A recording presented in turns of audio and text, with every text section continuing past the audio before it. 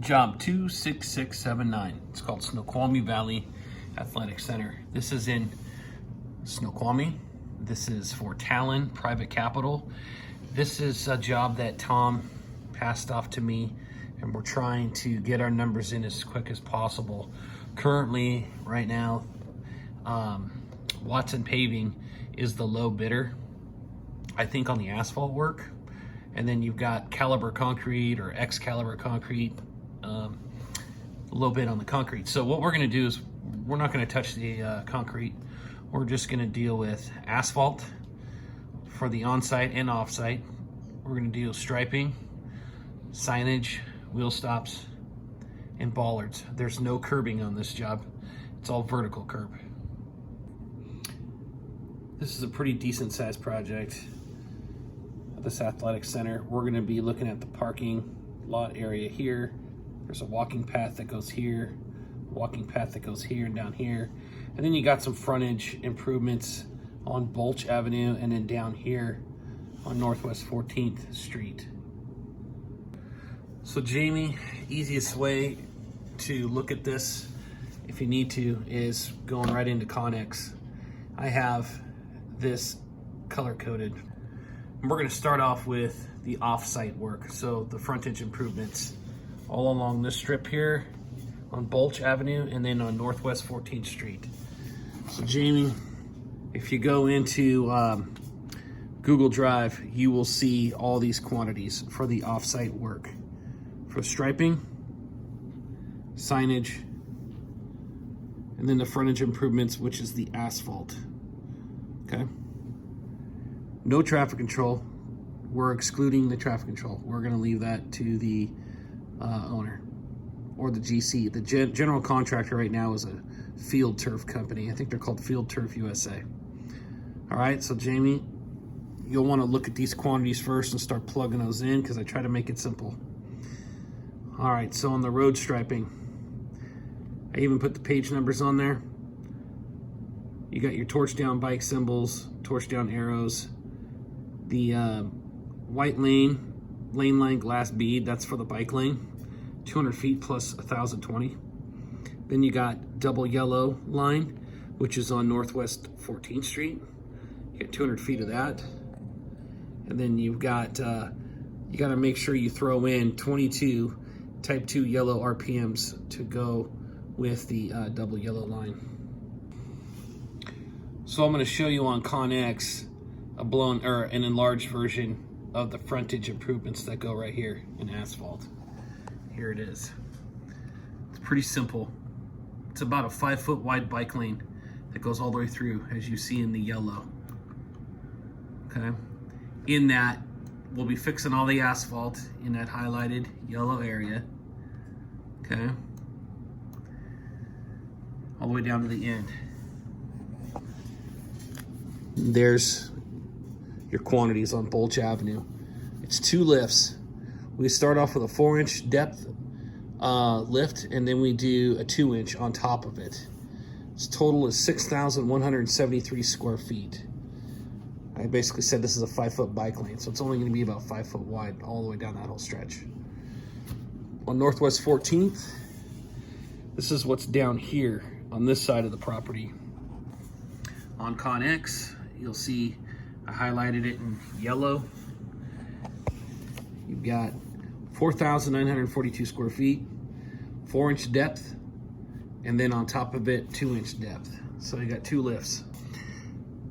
On the road signage, you've got, oh, make sure you put glass bead, by the way, on that striping. So on the road signage for Bulch Avenue and Northwest 14th Street, you've got your standard stop sign and a street sign on a post. Assume 2-inch Telspar posts with heavy duty sleeve on all of these, okay? I know you probably won't have time to get pricing from Alpine, but if you basically put for each, if you assumed 24-inch to 30-inch sign panels on 2-inch Telspar post and heavy sleeve, you should be covered on the pricing, okay? So like these no parking from here to the stop sign, it's probably a 12 by 18, and the no parks that say no park bike lane. Those are probably 24-inch. And the bike lane, same thing. And they're probably high intensity sheeting, reflective sheeting. So if we're charging anywhere between $285 and $345 a piece on these signs, we'd be good. The most expensive being the stop sign and the street sign, because those would be all in one post. So it's probably about a $400 package there. And then the rest of these are somewhere around $285 to $325 a piece. If we were to charge, it'd be a fair price. Mind you, all this work is private work, okay? It is not a public works job, okay? So I gave you the asphalt square footage on the frontage improvements. I gave you the road signage, and I gave you the road striping. This is all stuff that we can do. If we're not comfortable doing a long line, I mean, we could probably get top line in here and they could do it for pretty cheap. But I think that we probably could do this work. I would imagine that Chris Lee and Trevor could probably knock this out. So, but I know we'll be covered if we price it with our pricing. The 4-inch white lane line that I gave you, okay, that has 1,000 feet plus 200 feet. You've got the 1,000 feet that runs along the bike lane here, all the way on Bulch. And then down here on 14th, on 14th Street, there's a 4-inch line that runs along the side there too. This is where the double yellow is as well on 14th Street. Then buttons go on each side of it. So I already gave you all those quantities. Let's move to the on-site. Right before I do that though, I want you to know that page C7.51 has the asphalt detail for all this, okay? So if you go on Connex, what's nice about me color coding it is you can see this a little bit better. There's 2 phases, phase 1 and phase 2 on the on-site work. Phase 1 is in red, phase 2 is in that bluish purple color. You can see on phase 1 there's an 8-foot wide walking path through here that goes through the landscape there, okay?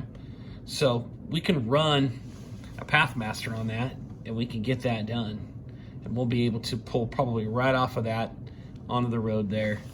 They'll provide traffic control and we will get this done, kind of like we did in North Bend. Down here, there's a little bit more of the 8-foot wide walking path, okay? So, I already have these in the notes here for you. The red area, the 8-foot wide bike path is a 2-inch depth asphalt, okay? It has 4 inches of CSBC or crushed rock, but we're not going to bid on that. That should be done by others. Whoever the dirt work company is, they can do the prep work, do the grading, get it ready to go, pave ready, and we can do it. 4,054 square feet is the dimension on this 8-foot wide bike path in the red area, okay?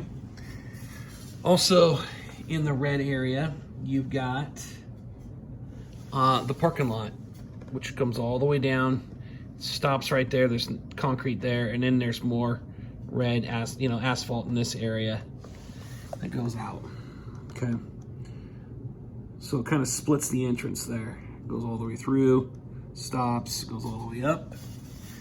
This asphalt is in the parking lot, 3-inch depth, okay? Somebody else is doing the crushed rock. 35,871 square feet. Pave only. New pavement only, okay? And it's pave ready. That's how we are bidding it. We are excluding grading, crushed rock, traffic control, all that, okay? Now phase 2 is the blue area, okay? Phase 2, you've got a little bit of walking path up there that's in phase 2, and then you got that whole area of the parking lot to do. And then down here on the opposite end of the property, you got this really long 8-foot wide bike path. Same thing. This is off of Bendigo Boulevard. But they'll have to provide traffic control. We'll be able to drive onto this, and we should be able to pave all this, with a dump truck right there with our paver. And that's a nice, really long shot. That 8-foot wide pedestrian path, 2-inch depth asphalt, it's pave only, pave ready, 8,561 square feet. Okay. The parking lot, 3-inch depth, new pavement only, no crushed rock. Somebody else is doing it. 21,821 square feet in this area in the red for the parking lot. Okay. I'm sorry. I'm looking at the blue. Yeah, the blue, the parking lot. Sorry, I was looking at the wrong thing. That blue area, bluish purple in the parking lot. 21,821 square feet. Okay. The detail for that asphalt is on page C4.71, and that's saved in Google Drive. So I went to C4.71 so that you could see what this looks like here real quick. So it says on the pedestrian path, 2 inches of asphalt. That's 1/2 inch HMA, 2-inch depth. On the parking lot and the driveway, standard asphalt, they're saying 3 inches of 1/2 inch HMA, or 1 inch of class 1/2 inch, or 2 inches of class 1/2 inch. But we're gonna go minimum 3 inches. We're gonna bid the 3 inches like it says on there. And then finally, well, this is pedestrian path for concrete, and we don't need to know that. We're not doing any concrete. So C4.50 gets you a really nice picture of, you know, all the stall layouts, and where they're at. You've got bus lane up in here where there's some bus parking, loading zone stuff, and then you've got, I have a separate page on C9.0 that has the fire lane, and I'll show you that here in a second. But pages C4.61, you've got all these keynotes that helped me look for signs and striping and all that. So C4.61 through C4.64, I believe. Yes. You'll see there's all kinds of notes that talk about the striping, the signage, and I pretty much got it all covered. All right, so looking at this, you got all the details are on C4.73 for all the striping, wheel stops. The bollards, I believe, are on C4. I think they're on C4.72. Anyways, so here's your quantities. I wrote everything down so you can push pause, and these are all the sizes of the stencils, the red curbing. This is a 4-inch bus stall line. It's only 40 feet because they're parallel stalls. This is just 4-inch loading stall lines, 30 feet, 12-inch crosswalk. And then you get into some torch down, 8-foot torch down stop stencils, torch down only stencils. Moving up here, painted arrows. These are wash dot size arrows, not the typical 5-footers. They want wash dot size. And it's in the details on C4.73, I believe. 12-inch torch down stop bar. There's 24 feet of it. Then we get into the bollards, okay? You've got 30 standard bollards that are 6-inch diameter, 7 foot long. We have to make an 18-inch diameter core, okay? We can't do the old 12-inch like we do at Costco and all that. In the details, it says to do an 18-inch core. So that means they want to have more concrete in that base to hold that bollard. I put 30 of them. We need a core drill for all 30, okay? Because I would imagine the sidewalk will probably get poured, and then we'll put our bollards in afterwards. There's some removable bollards, same size pipe, but it's going in those sleeves that go in the ground. Bollard Pros sells those. We'll need a core drill for these two. So on C4.73, you got all the stenciling here. All the stencils. You've got stop sign and the ADA signs. You've got the ADA accessible there. You've got the crosswalks and how those are spaced out. You got the stop, the 8-foot stop and 8-foot only. I put torch down on this. There's a possibility it could be painted, but I don't see any detail on that says otherwise. Okay, I totally missed this here, but Jamie, you're gonna have to make sure that these stop stencils and only stencils are painted reflective white. We do not have to do torch down here, so that'll be changed. All right, so on the 8-foot stop, the 8-foot only, and the 12-inch stop bar, I just changed it so it's not torch down. We can do reflective paint on that. That's gonna save a lot of money. All right, real quick, I wanna show you that the wheel stop details here. I think it gives 2 different details. I think we're just gonna go with this. Oh, that's a plastic one. This is a precast one. So I told you that those were standard wheel stops. Those are actually slotted wheel stops. Okay, so those are a little bit more expensive. Those are Type X. I will resave my quantity notes in Google Drive so that way no one's confused there. But we are doing the precast slotted Type X wheel stop. So here's the bollard detail. You'll see that it has an 18-inch diameter hole. We cannot do 12-inch. It says 18-inch there. So we have to core drill 18-inch. Same thing on the 2 removable bollards.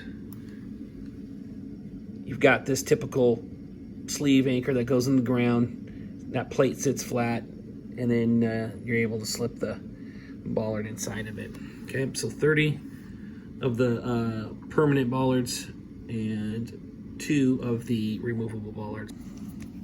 So ADA signs, there's 6 of those, 2 stop signs. Let's put anything that's not an ADA sign, put them on tailspar posts, sleeves. And then you got a slow and pedestrian sign. It's all on one, okay, 4 each. Like I said, you're not gonna be able to get pricing on these fast enough. So we wanna cover ourselves. Do not enter, that's usually a 30-inch sign, 2 of those. No parking between signs, that's probably gonna be about an 18-inch sign. Those are pretty cheap, 4 each. And I wrote slotted wheel stops, 17-inch, or 17 each with rebar pins. Okay, I think you dialed in. Everything is in Google Drive. I just resaved the quantity sheets onto Google Drive with those things scratched out. All right, let's see how we can do here.